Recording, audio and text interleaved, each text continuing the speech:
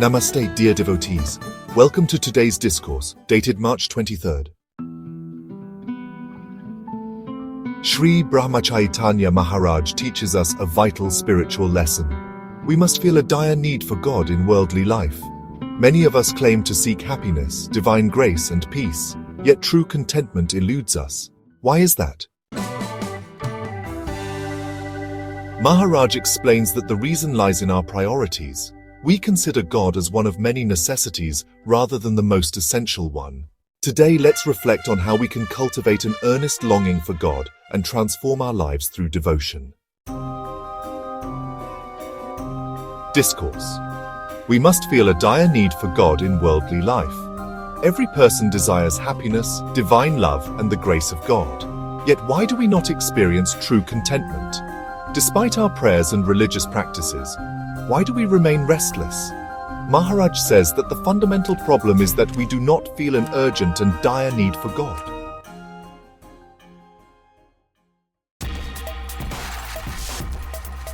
We place worldly necessities, money, family, property, career, above God. We acknowledge Him, but only as one among many priorities. Instead, we should deeply realize that no matter the circumstances, God is the first and foremost essential presence in our lives. We put in relentless effort to secure worldly happiness, but have we achieved it? There is no God for the atheist, the disbeliever. Maharaj urges us to reflect in solitude and honestly assess whether all our efforts have brought us true peace. The reality is, material pursuits fail to provide lasting fulfillment. Despite acknowledging this, we continue chasing the illusion of happiness in worldly possessions. Thus, the key is to develop an unshakable conviction that worldly life alone cannot bring unalloyed happiness. The moment we realize this truth, we will naturally seek God with deep longing. This urgency to be with Him, to love Him, and to constantly remember Him is what leads to real contentment.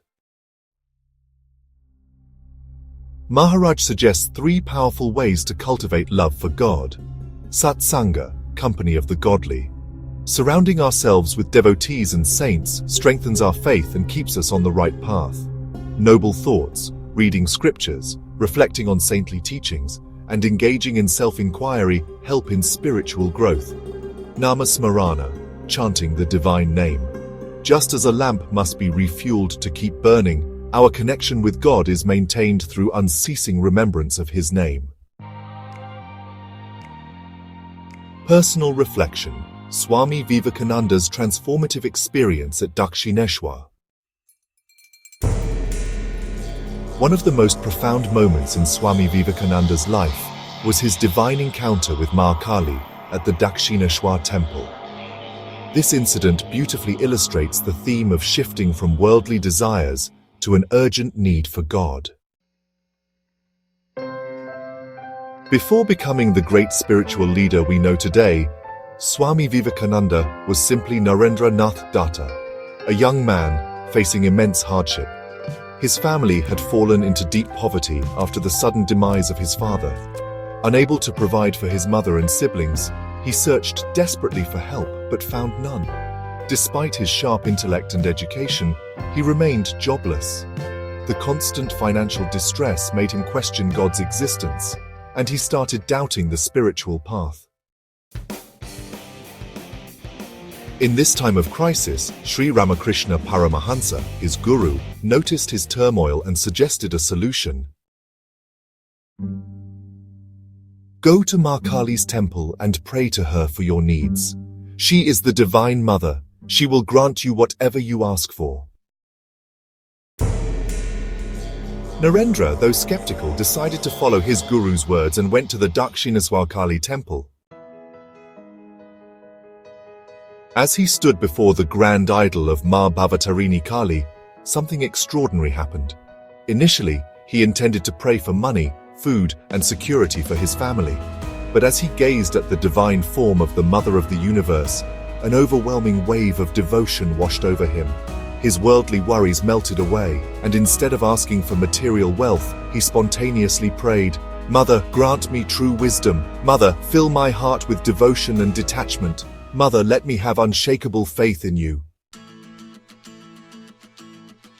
Realizing what had happened, he left the temple. But upon meeting Shri Ramakrishna, his guru reminded him that he had gone to ask for wealth. Ramakrishna sent him again, instructing him to pray for worldly prosperity. A second time, Narendra stood before Ma Kali, but once again he forgot about his material troubles and could only pray for spiritual enlightenment. A third time, he returned to the temple with firm resolve to pray for material needs. But yet again, the divine presence of the mother overwhelmed him, and instead of wealth, he could only utter words of devotion and surrender. When he came back, Shri Ramakrishna smiled and said, "My child, for you the world and its illusions will never hold meaning again. You belong to the divine now." From that day forward, Swami Vivekananda realized that God alone is the ultimate necessity in life. His attachment to worldly struggles vanished, and his heart became filled with faith. Even though his family still faced hardships, he knew that his true purpose was to seek God and serve humanity. This experience transformed him forever. He went on to become a spiritual giant, carrying the message of Vedanta and devotion across India and the world. Shri Brahmachaitanya Maharaj's message is clear. God must be our highest priority. Just as a lamp needs oil to keep burning, our lives need constant remembrance of God to remain meaningful and fulfilling.